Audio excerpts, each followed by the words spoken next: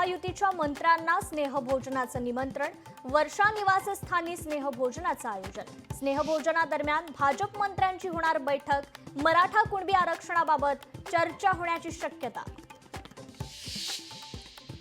उपोषण सोडल्यानंतर जरांगेंच्या सुरक्षेत वाढ, जरांगे उपचारासाठी गॅलेक्सी रुग्णालयात दाखल, गॅलेक्सी रुग्णालयाबाहेर दंगा नियंत्रण पथकाची सुरक्षा।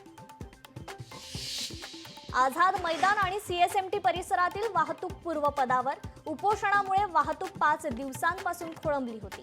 वाहतूक सुरळीत झाल्यानं मुंबईकरांना दिलासा।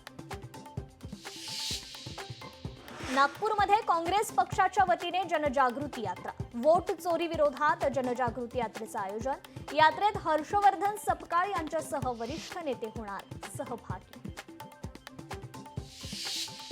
सिद्धिविनायक मंदिरात भाद्रपद गणेश चतुर्थी उत्सव साजरा, मंदिरात महिलांसाठी सामूहिक गणपती अथर्वशीर्ष पठण, कार्यक्रम विनाशुल्क असून मोठ्या संख्येनं भाविकांचा सहभाग। उत्तर भारतात पावसाचा हाहाकार, पंजाबमधील 12 जिल्हे पुराच्या वेढ्यात, अनेक ठिकाणी पूर परिस्थिती निर्माण, 3 लाख लोक बेघर।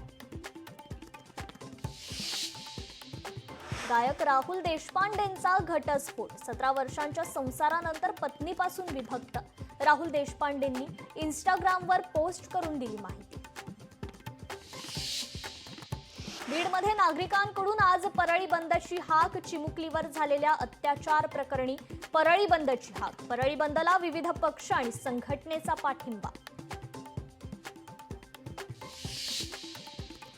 अभिनेत्री राण्या राव हिला ठोठावला दंड, DRIने ठोठावला 102 कोटी रुपयांचा दंड, सोन्याची तस्करी केल्याप्रकरणी ठोठावला दंड। राज्य उत्पादन शुल्क विभागाकडून दारू साठा जप्त, गोवा बनावट दारूची वाहतूक करणारा कंटेनर जप्त, उत्पादन शुल्काच्या भरारी पथकाची कारवाई।